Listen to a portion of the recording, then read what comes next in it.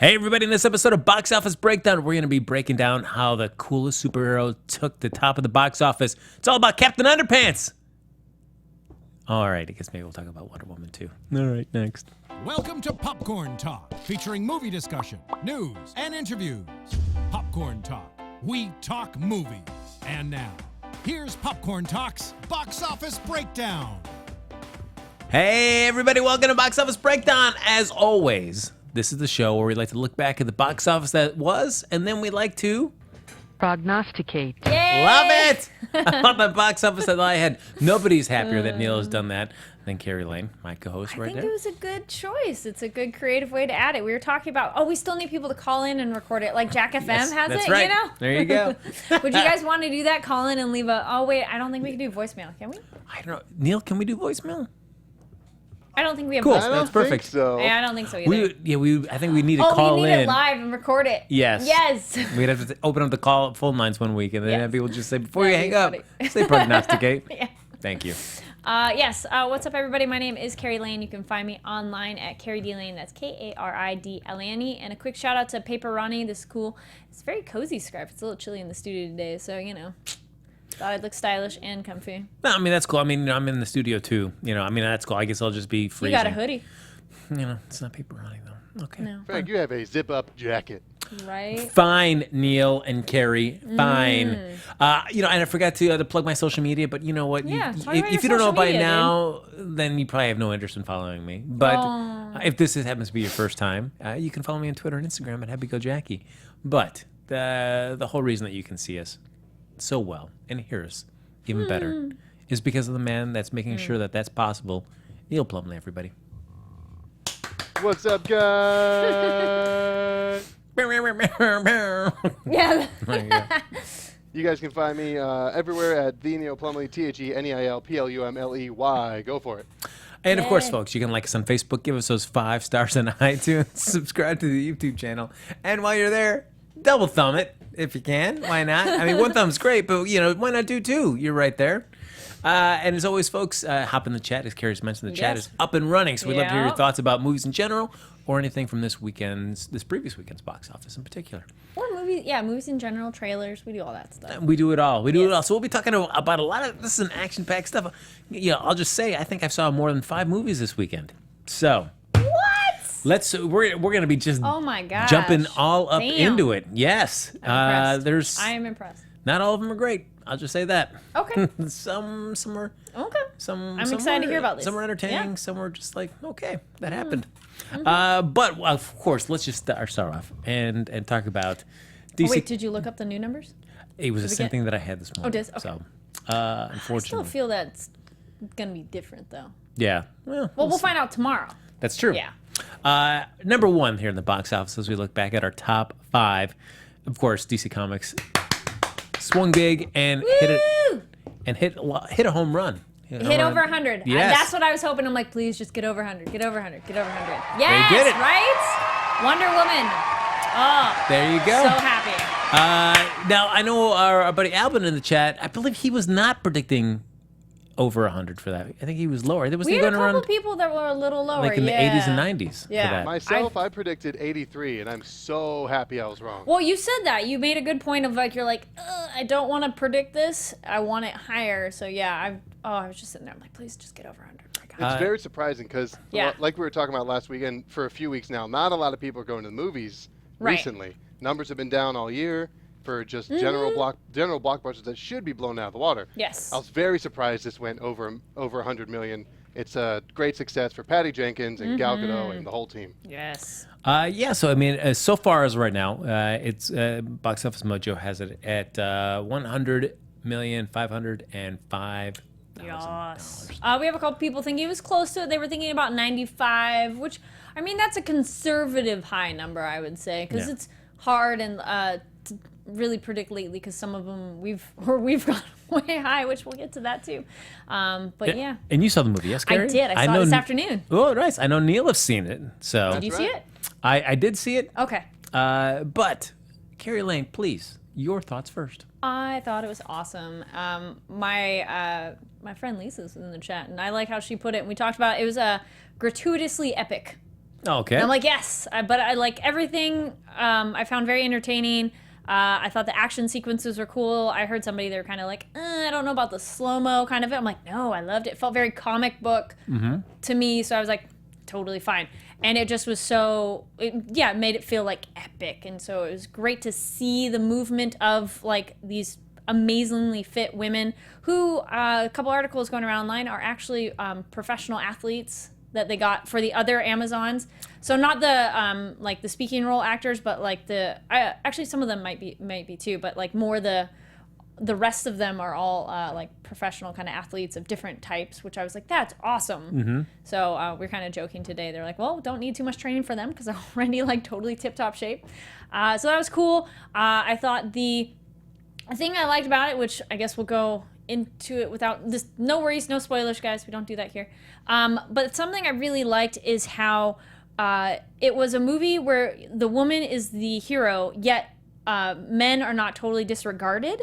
You know, like they are still an essential part of the team, which is great because you can't have a movie where it totally flips it and like, you know, only girls and like guys can't do anything kind of idea. I'm like, no, I hate that too because it's just like, well, that you can't take any group and just ignore the other one. So I really liked how many other movies is it like the guy who's the great superhero, awesome character and has like a girl sidekick? So this is the reverse. It's like great female character. Her guy was her sidekick, but useful. It wasn't just like a bumbling idiot or something like that. He was a very useful character. There's some other people that kind of joined the team as well, which they were all great too.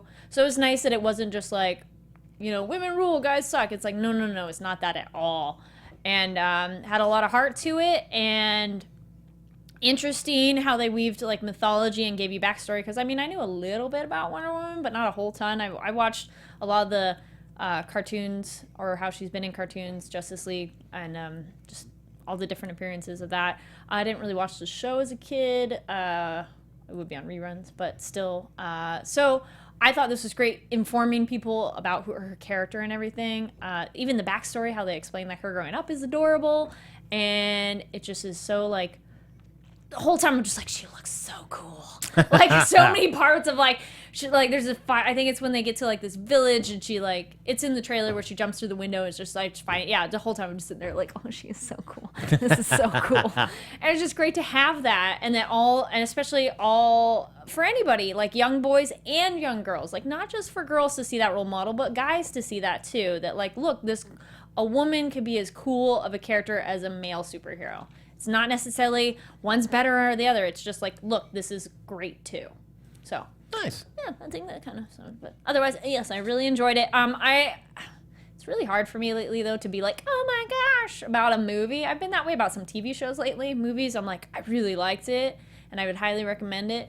But I also don't like when people overhype stuff. So I'm like, go see it soon so it doesn't get too overhyped for you guys. But Neil, how about yourself? I agree a lot of what Kari said there.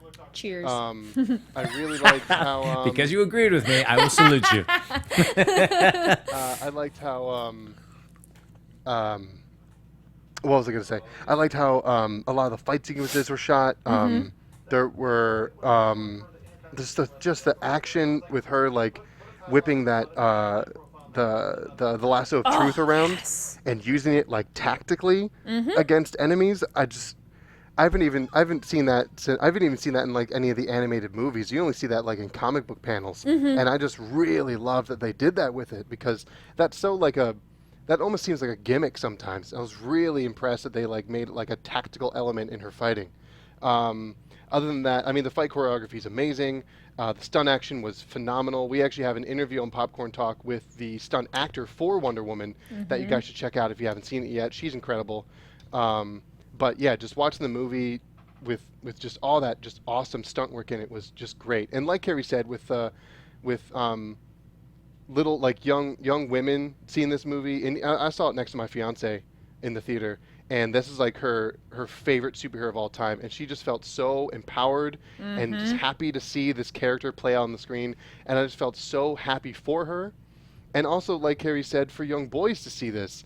And because there's I mean, with our culture, there's this big, the gender roles sort of play out where boys have to be stronger than women, and it's good to see that. It's good to show boys that it's okay if you're not. You're still super useful, and just like the boys in this movie, they were incredible. They were just like the most amazing soldiers I've seen in probably like a superhero movie, and it was just so cool to see that. Now the movie itself does have its flaws. I thought maybe they used slow-mo action a little bit too many times. But I mean, that just comes down to preferential taste. I think overall the movie is so much fun to watch, and it's really cool to see a heroine in this light and with this much power behind her. It's so much fun. Nice. There you go. All right. So, Frank. I thought it was a good movie, but not a great movie. Okay. I enjoyed it. I mean, for what it was, but I had some. Certainly, the performance for Gal, Chris Pine, all that stuff is great. I think just structurally and story wise, I just had some issues, especially with the third part too. The final confrontation with the big bad in this film, I thought was not so good. Fair enough. I mean, it was definitely up till that point. Yeah, it was very solid. It didn't bother me, but I can understand what you mean. The other thing of like just interactions between Gal, we're all personal. We're talking about them by their first names. Yeah, there you go. Gal Gadot and Chris Pine, like their interaction was great. It's funny. They have good chemistry together. And it was. Oh, the other thing that was great too is her learning about our world was cool without being too. Okay, somebody learning something new and being dumb. You know how like in movies when it's somebody learning something new about like a culture, a place, people, they just kind of, it gets redundant or stupid. Like I like that she was more of an observer at times. Like I'm not going to say like, hey, this is strange. I'm just going to watch, observe, and kind of assess the situation first. And then there are times where she like jumps in and like speaks her mind about it, which is great too. But it wasn't stupid to like keep it repeated. And let's give it up for Robin Wright. She was awesome in the film.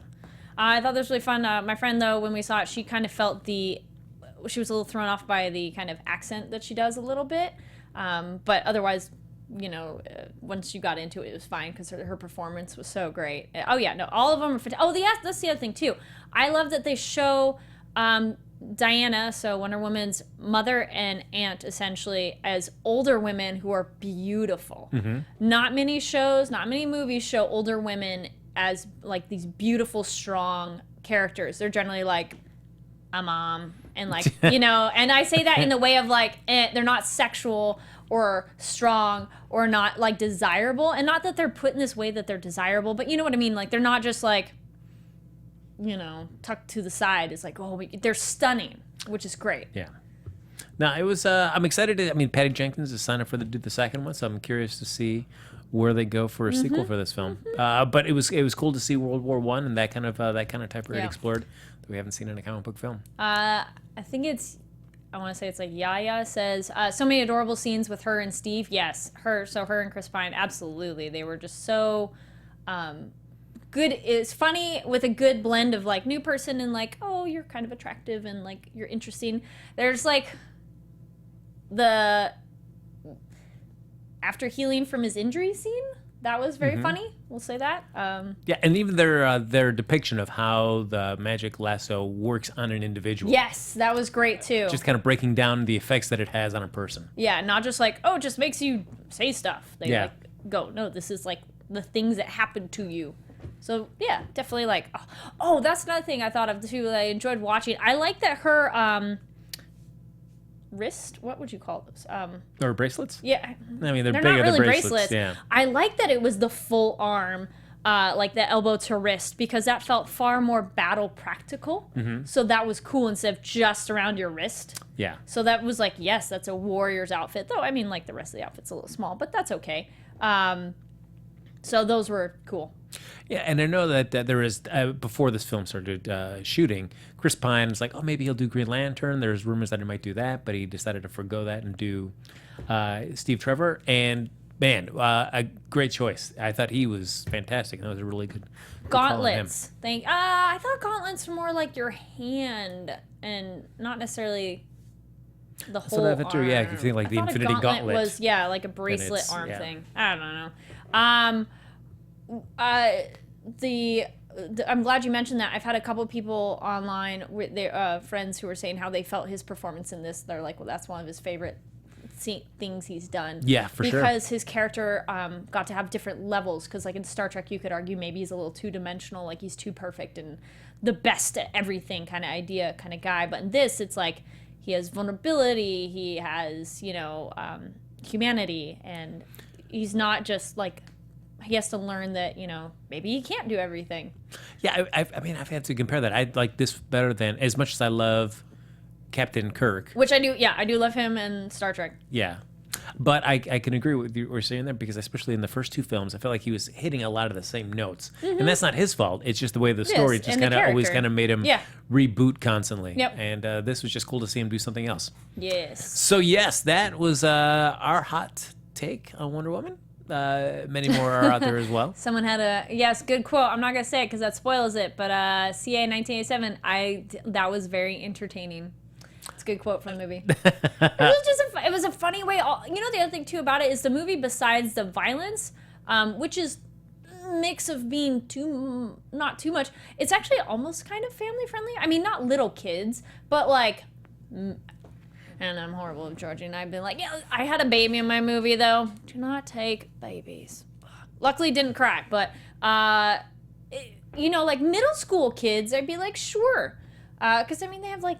You don't even see too much of that violence anyways, too. Like, some of it they cut away. Yeah, there's no bloodshed, really. Not really. There's not tons of swearing. And any of the, like, adult sexy stuff, either they don't show it or it's humor that maybe kids wouldn't quite get. Yeah. So, meh.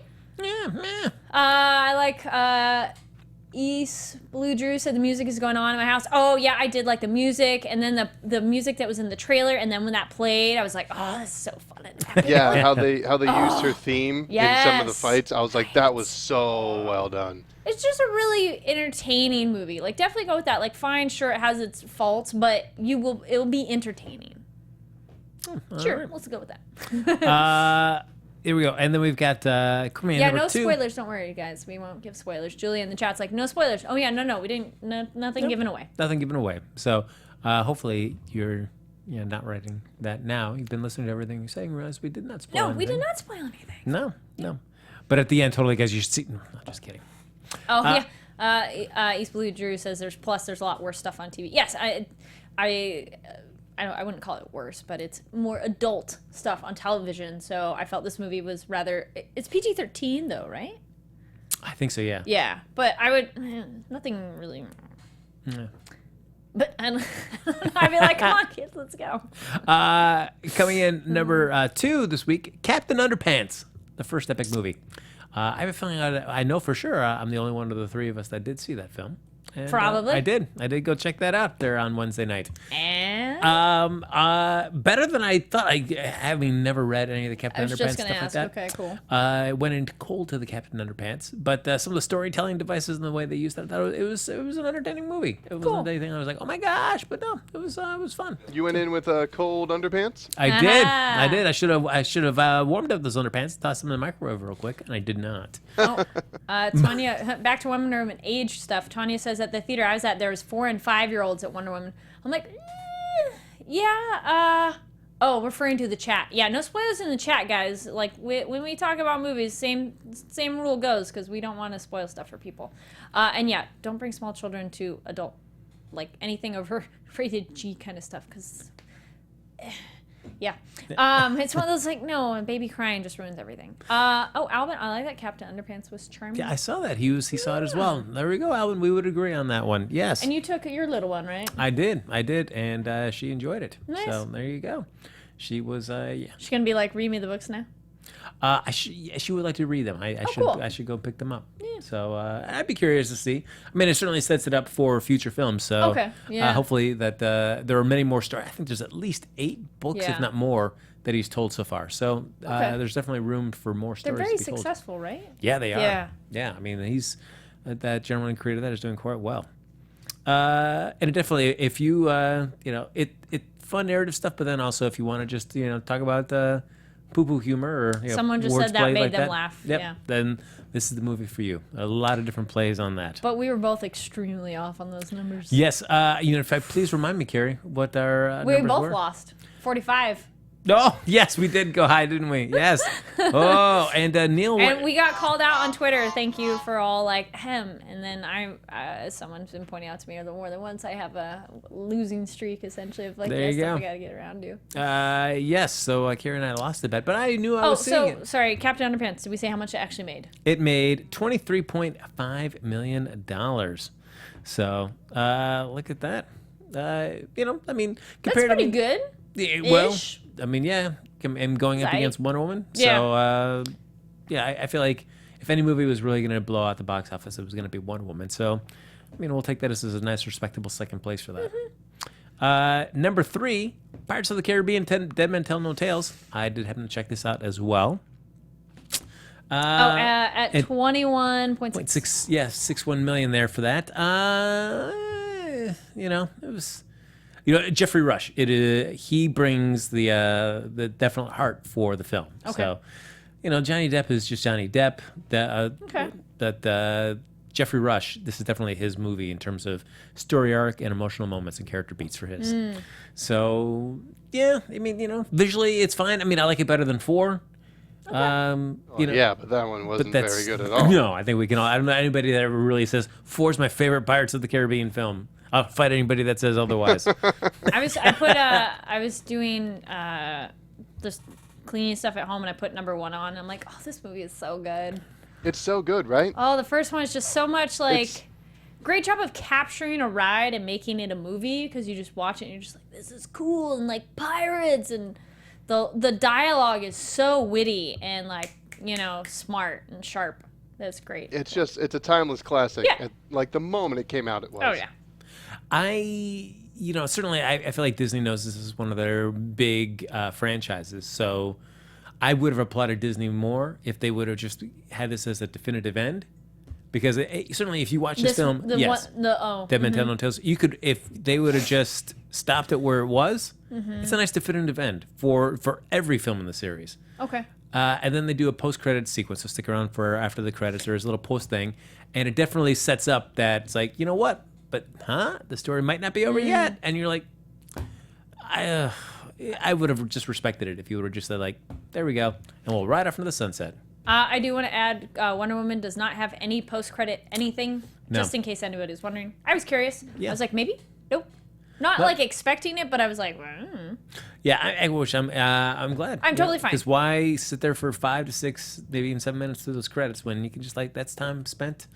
No, it's when you're sitting there and you're checking your phone, Oh, or your yeah. updates as you turn it back on. Well, that's exactly. As soon as the as the movie's over, yeah. I went up there, and the first thing I Googled was, does it have a post-credit sequence? Oh. Because I wanted to see, should I be sticking around for after this? And they said, nope, don't have to worry about that. I said, You're like, I'm gone. bye. Yeah. I'm out. Thank you very much.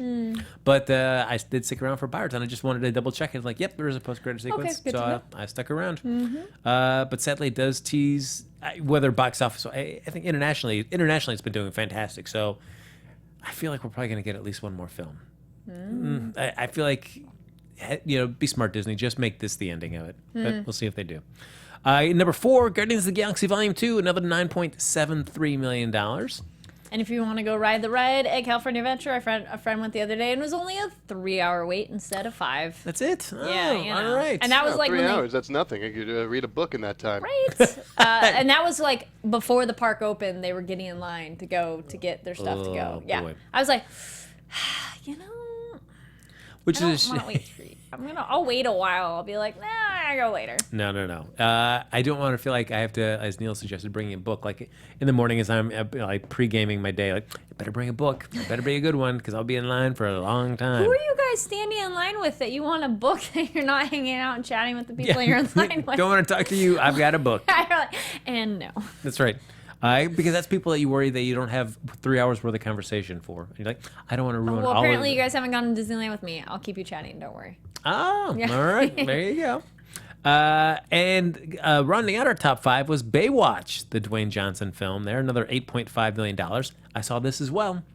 And, I wanted to like it. I really wanted to. But it is, and I know many other people compared it to like 21 Jump Street. Okay. I know we talked about that too Yep. as well too, and it is a very lame attempt in that kind of direction. It just is not. It's not funny enough and biting enough like 21 Jump Street Got it. was, and so it's just. It's just they certainly the action sequences can be a little bit more spectacular when you've got a film budget behind you. Yeah. The comedy was The comedy left me wanting more. It wasn't. okay. It wasn't as like outrageous or over the top as I thought it was going to be. I mean, performances were. Dwayne Johnson and Zac Efron. There is a sequence where he does kind of a take on American Ninja Warrior like that in terms of that kind of course Yeah. to kind of qualify to be a lifeguard. And good Lord, geez, just those abs on him are just phenomenal. Phenomenal, but you're just waiting for him just to shred and just be a walking ball of muscle. I was waiting for that moment. It's just, you just know where everything's heading, Got it. and I just wanted it to be funnier. It was disappointing.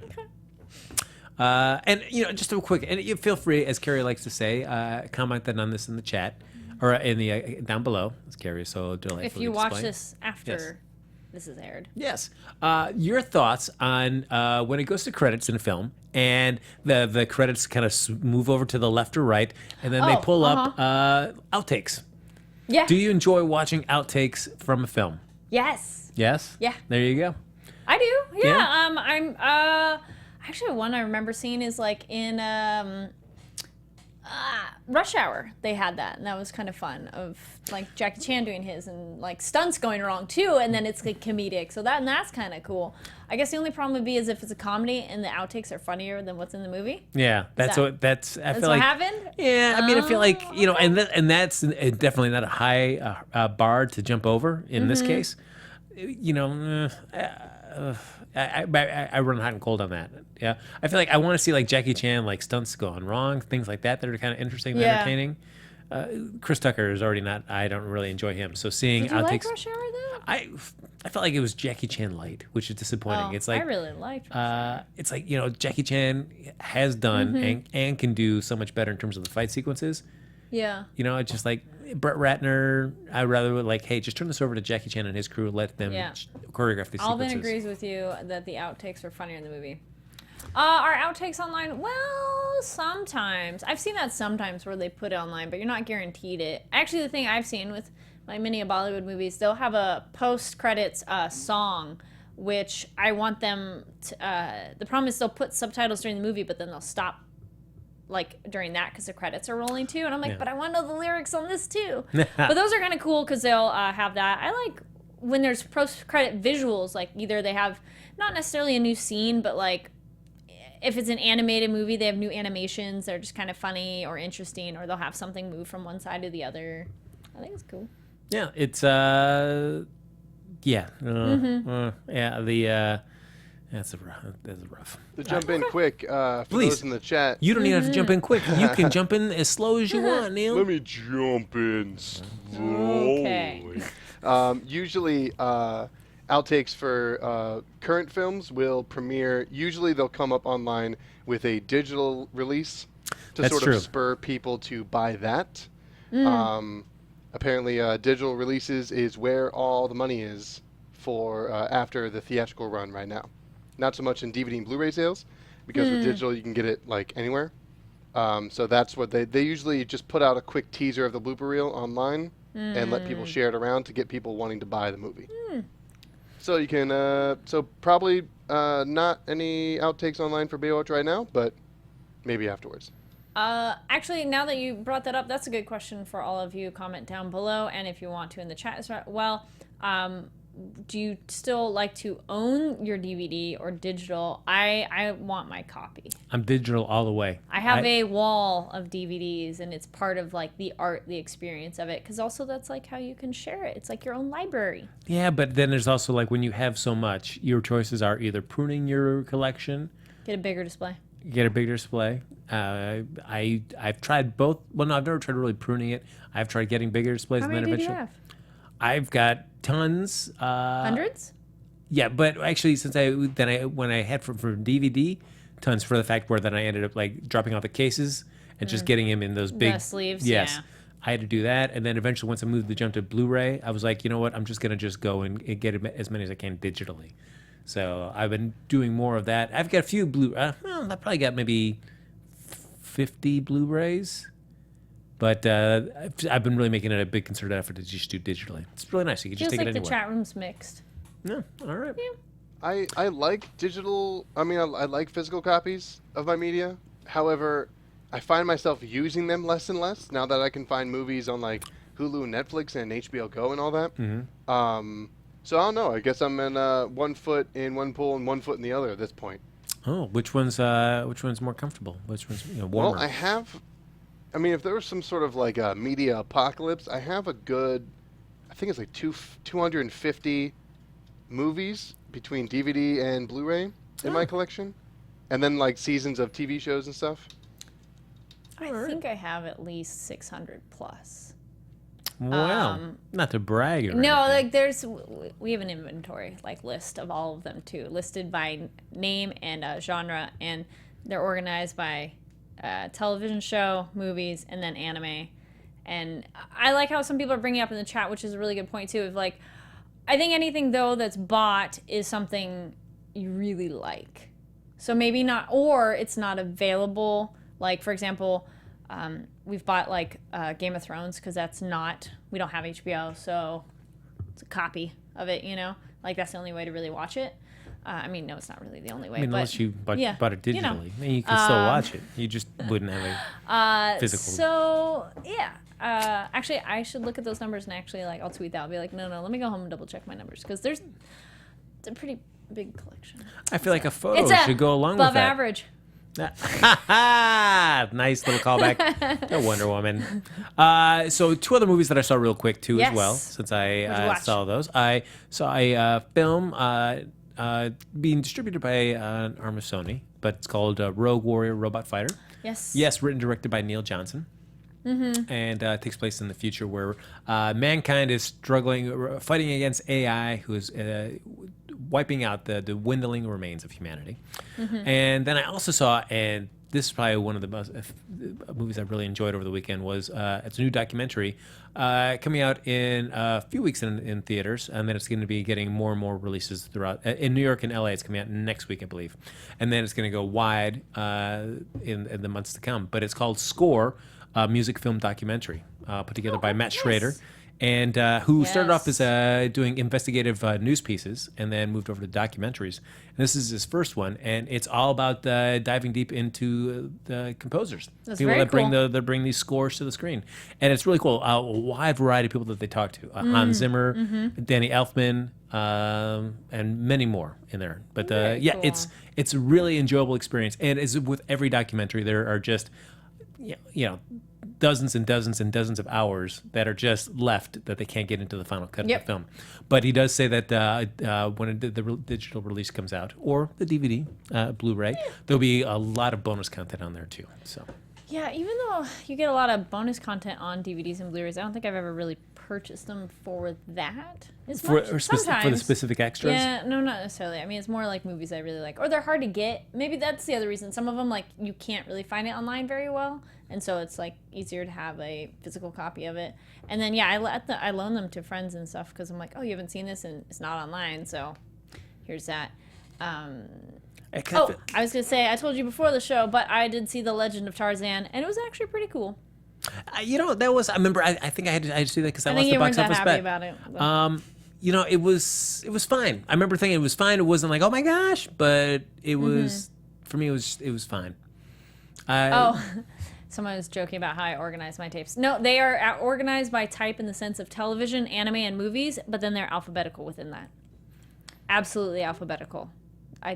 When I've been to people's houses and their DVDs aren't alphabetical, I'm like, do you say, I'm going to just stay here for a little bit and organize your collection? I worked at a video store, so I think I'm just like, I've done that at the library when something's in the wrong spot. Like, I mean, they're not alphabetical, but if it's like 2 movies that are the same and they're separated by 1, I'm like, I have to fix it. I just can't. I thought it was fun.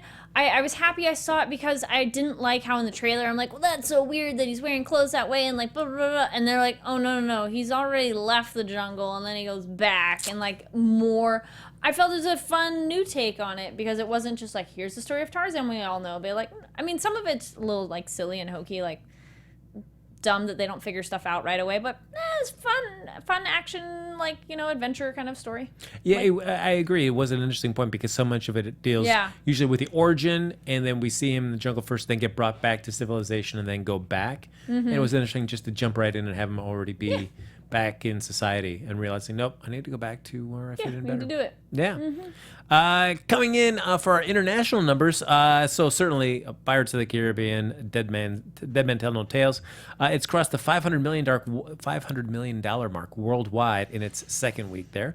And so while the movie saw some wind taken out of its sails with the overseas debut of Wonder Woman, there was plenty of cannon fodder left in the Johnny Depp star, which it added another 73.8 million in 54 markets at the international box office, and the international total is now 386.6 million, and the global total 501.2 million. It is now the number 6 release of the year worldwide.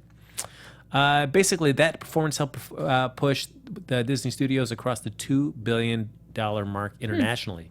It's the 8th consecutive year the company has hit that milestone, and it follows on the studio's $1 billion domestic and $3 billion global milestones last week. The current year-to-date totals are $1.15 billion domestic and little over $2 billion internationally, and $3.21 billion globally. I guess they're doing okay, you know, for that small, tiny company that people didn't think could do it. But they did it, you guys. They did it. So basically, Beauty and the Beast, Guardians of the Galaxy Volume 2, and Rogue One, a Star Wars story, have been the key contributing factors this year.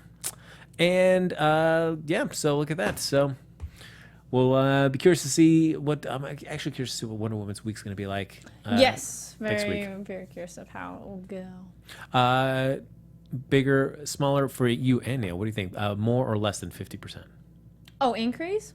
Decrease. I should say. Decrease. Less than. Neil? I'm thinking like high 40s, but lower than 50. Okay. I would. Well, yeah, because the biggest release we've got. Speaking of that, we've got The Mummy coming out this current week here. Tom Cruise in 4,000 screens from Universal. This is the whole kickoff of Universal's Dark Universe, where we're going to see their kind of shared universe they're going to be doing with all the Universal monster film properties. So this will be the initial kickoff into this. I will say, seeing more trailers for it, I've gotten more interested. Like the first trailer, I was like, meh, and then they gave a little more backstory, and I was like, oh, okay, maybe.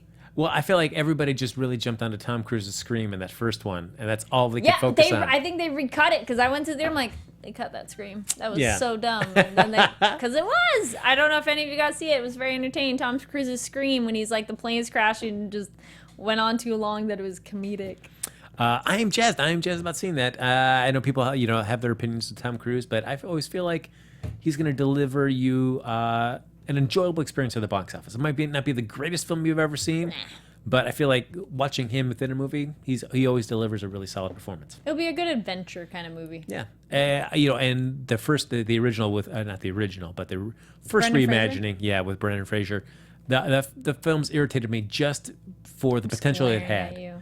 I just felt like for that one, it rode that line of camp and action, and I felt like it dipped too much into the camp. Too often for my taste. Loved it. Oh, Frank, it's a Loved classic. it. No, Yes, no, too much absolutely camp. Too much camp for my loved taste. it. Yes. Oh, man. In Brendan Fraser news, I think I heard he got cast in an FX anthology series. It does, And yeah. there's actually a large movement online for Brendan Fraser to get back into acting. So these people are all very excited, including myself. That's right. I was gonna say maybe you had the wrong perspective going in. I knew nothing about it, and I remember enjoying it so much when the Brendan Fraser The Mummy came out, and I actually thought parts of it were kind of scary. It was just like perfect movie. I was gonna say maybe you were too old. I like John Hannah, but I felt like they went to the camp well with John Hannah a little too much for my taste. Like, come on, we don't need to have no. Okay, but even like the third one sets up a really intriguing I'm thing. not saying the series, but I'm just saying the first one was so cool for when it came out for me. A little too campy. I was gonna say maybe you're a little too old. I put it up there as a classic with Nudge, the nudge. first Pirates we were talking about earlier. Yeah, it was As just a classic? It's a classic. classic? So good. Classic. Come on, guys. Come on. It's a okay, fun movie. I think you had the wrong expectation. Don't have the wrong expectations going in, Frank. Why can't I watch just a really good, like, look at Indiana have Jones. anything. Look at Indiana Jones. There are humorous moments in there, but it never tips over into too campy. And I felt like this, It's not Indiana Jones. Why you gotta compare it? It's a different kind of thing. but that's what I wanted out of that. I wanted something that was a fun action story that has comedic moments, but doesn't tip over into camp too much. And I felt the Mummy was just right there, and it just kept on dipping too far into campiness for me. Meh. Which I just like, it just didn't give me It's what so I wanted. good. I think we all can agree that I'm right on this. So we'll move on. No. I like that Lejen in the chat says, gotta agree with you, Alvin, that no, sorry, I don't see. But they're not interested in the new Mummy. Rather watch the old-fashioned, slow-walking Mummy. Interesting. And I also do like whoever said this, because Albin's responding to this. Yeah, the live stream is still going. So No, someone had tech issues. Okay, just checking. Just like, No. hey, is this show still going on? Didn't read Yep. further up in the chat. It's Yes. still happening. So, ladies and gentlemen, we've got some films up for your contention for next week's box office Yes, bet. couple. We've got It Comes at Night, which is a horror film. Joel Edgerton is in that. We've got Megan Levy. It's a drama with Kate Mara and Bradley Whitford in there. And then, we've got the big releases, The Mummy, Tom Cruise. Coming out in 4,000 screens. So those will be the three films that we're looking at here for next week. So feel free to start chiming in with your thoughts and opinions on which one we should do there in the chat. In the meantime, though, we'll do a little box office rewind on one of the people that are going to be starring in this release this week. And so I decided to go. We've got Tom Cruise, but we already did that back when Jack Reacher first came out, the sequel to that. So we could have done a relook, and basically that would have just meant that the Jack Reacher sequel is actually the highest Tom Cruise opening. Speaking of Tom Cruise, yes, Lisa, we did discuss that in one of the episodes. She says, I have Tom Cruise fatigue. Similar idea of like maybe Really? in too many movies. It's one of those like doing another one. We kind of talked about that. Like, is he, not that he's too old or anything like that, but like he's still doing the lead action star of like, but hey, man, power to him for still doing it. Absolutely, yeah. Because he commits 110% into that, so I'm willing to take that. That doesn't necessarily mean that the movies that he in is great, but certainly his performance in there, he's not phoning it in. You don't see Tom Cruise walking through a movie. You could make that same argument for Nicolas Cage, though. And I don't think anyone's going to rush out to see Nicolas Cage movies. You know what though? National Treasure, I really enjoyed. I do. A Book of Secrets irritates me because there's no That's reason the second for that. one? Yeah. Yeah, the second was all right. But also, the thing with National Treasure, his chemistry with the other guy, which I'm totally blanking on like that guy's name, but like them together was funny too. Yeah. Like, so it's Huber, so it had a very Indiana Jones, the librarian's vibe, and all those are just like, yay. But again, it didn't go too far into campiness. There's comedic Different moments. kind of movie. Somebody, I forget who it was in the chat. I think it was Legion was like, don't compare it to Indiana Jones, and it's supposed to not be taken seriously. So meh. Whoa, it's not supposed to be taken seriously? This No. is based on a horror film property right here. What do you mean it's cares? not supposed to be taken Whatever. seriously? Whatever. Okay. I like how I cannot compare any sort of action historical that deals with historical elements. Don't compare it to The Mummy. Like, The Mummy is like individualized above all else. Do not compare that classic, as you and Neil both said, cannot be compared to any other film. It's one of those that'd be like the double feature kind of vibe night, like all of those, like National Treasure, Mummy, Indiana Jones. Like they're all that like action adventure vibe. Which Different styles for sure, but it's one of the, and Librarian, that whole TNT series was fantastic. See, that one had edge of campiness, but it was so fun and absolutely adored it. So it's like they'd be all like, if you like this, you might like these. I would agree that, like Neil was saying, that you compare it to the first Pirates film, but I also feel like that irritates me too, in the same sense that it goes into too much camp at points to make me feel like, yeah, I love this movie. Yep. So, Yes. yep, all right. So basically, again, I think after our spirited debate, we all come to the realization that, again, I am right. So we'll move on there with our Kate Mara look back there for her top 5 films. Coming in number 5, We Are Marshall, back from 2006, $6.1 million. Number 4, Transcendence from Warner Brothers in 2014, $10.8 million. Shooter from Paramount Pictures back in 2007, $14.5 million. The Fantastic Four film from 2015, the Josh Trank film. $25.68 million. That has been sitting on my DVR and I keep deleting it and re-recording it to make space. And I still, as much as I love superheroes, I've not made the effort to go watch that movie. And then number 1, The Martian from 2015. $54.3 million from Fox Studios. So now we'll do a quick top 5 pick, what we think our next week's top 5 is going to look like. Of course, the biggest one we've got is The Mummy, adding another $4 million. Excuse me. And I sneezed right there for you guys. Enjoy that in there in the live stream. And if you enjoyed that sneeze, even after watching after the show, comment down below about that sneeze. Certainly the biggest one that's going to have the effect on the top 5 for this coming week is The Mummy. Yeah. I feel like the other 2 films just aren't going to be in enough theaters to make a big impact in that top 5. So, Neil Plumley, your top 5. What does it look like compared to this week? I really want Wonder Woman to stay at number 1, but I think The Mummy might sneak it out. I think The Mummy might take probably 85 million. I think Wonder Woman might drop to about 60 or 67. I think that's I don't know. That sounds okay to me. So probably Mummy, Wonder Woman. You know what? I'm gonna put It Comes at Night there at number 3. I've been seeing some good buzz about that, and then Underpants and Pirates. You're all very similar to Ken Jack in the chat, except for they put Megan Levy as 5. And then we got I think it's Rashad says Wonder Woman, The Mummy, Captain Underpants. Oh wait, it's a top 5, not just a top 3. I want Wonder Woman to stay number 1. Yeah. Fine, I will be what I hope. All right. We'll go with Wonder Woman, The Mummy. I do think It Comes at Night will do well too. Horror movies, we've all known, do really well. It Comes at Night, Captain Underpants, and then Pirates. I don't know about the Megan Levy one. Oh, all right. I don't know. I think I will go with Mummy, Wonder Woman. I guess I'll go to It Comes at Night because I feel like Captain Underpants is probably going to go by half at least. So that's dropping it down to at least another 11.5 million. So, so they'll do It Comes at Night, Captain Underpants, and Pirates. So there you go. Pretty similar in all our talkings. But, again, I think the big thing to take away is that I'm right. So, what's our vote, guys, in the chat? All right. Yes, in the chat. What do you guys think? What is our totals here? And, of course, as we're getting ready to do that, folks, just for the box office bet, we're all going to vote on what we think the opening box office will be of the film that you choose in the chat. Whoever's closest to it will get to have the bragging rights of being the prognosticator amongst prognosticators. And the loser will have to go see the film, tell us all about it. If it's Kari Lane that loses, she has got a lot of films on deck. I have a long list. So we'll probably hear about this film. At this rate, though, it'll probably be when they get on a DVD at the library. September, October, we'll probably hear about a lot of these films that Kari Lane has been on the losing end of.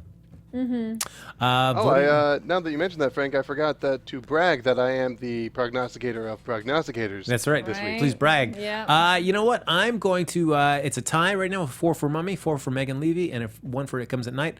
I'm picking 4 for The Mummy. So I'm gonna go. I'm just taking executive decision. Well, you also said it's number 1, so you're gonna have a different number. So we're just gonna do The Mummy since we're getting tight for time. We're gonna wrap up here, and I'm jazzed about this film to go check it out. So. I know Neil has already kind of given a hint about where his number is going to be. So it's not quite fair. Now you guys can position yourselves around it. Well, I'm not moving though. No, all right. I mean, somebody slipped their hand. You should have done that. You got to play the game, Neil. Lest the game play you. Okay. Well. Ooh, I mean, I could be the safe bet where it's. I did high, and then I'm like, well, maybe no. Okay. Yeah, all right. Okay. Ken Jack says 50. Oh, interesting. I'm going to go... Adelia says 41. All right. I've got mine. All right. Neil, are you changing from your previous statement earlier? No, I'm staying around 83. Okay. All right. Starger says 90. Ooh, interesting. All right. Kari Lane, what do you got? You know what? I actually wrote that first, and then I'm like, no. All right, I went with 75. Kari Lane. I did 65. There you go. But I like that I thought it, and then I'm like, let's just go a little bit lower because if I think, but you think it's number 1, Yeah. and then if I think it's number 2, All right. yeah.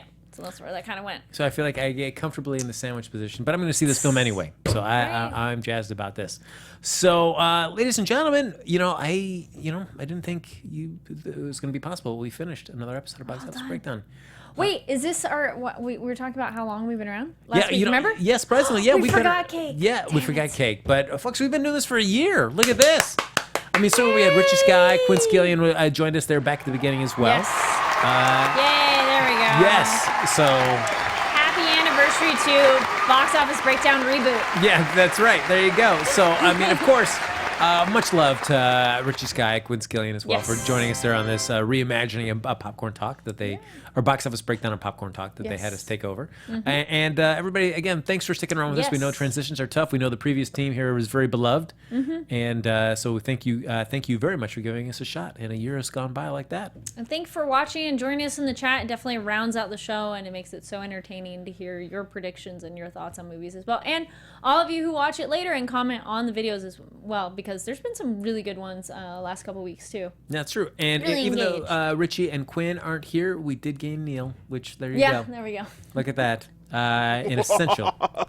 I feel like we can't get rid of him as easy as we thought, Kari. Yeah. There you go. No, it's all right. So, ladies and gentlemen, that's going to do it with that really just basking in our laurels there. It's like, oh, we did it. A whole year. Yeah, wait, whole year, guys. Look at us. And you're going to be stuck with us again for another year. Fingers crossed. Yeah, we'll see. Cut to, was that Stevens, our last show? Uh-oh, this is awkward. Oh, no. Folks, again, thanks for joining us, everybody, for another episode of Box Office Breakdown. Of course, the fun doesn't stop here because you can like us on Facebook, give us those 5 stars on iTunes, double thumb it on the YouTube page. And as Kari mentioned, feel free to comment down below if you're watching this after the show's aired live. And if you want to talk to us about anything movie related or just, about like Kari's cool scarf that she's wearing, her DVD collection, Neil's thoughts about life and tater tots. There's very many ways you can reach us on social media. Neil, where can they find you, sir?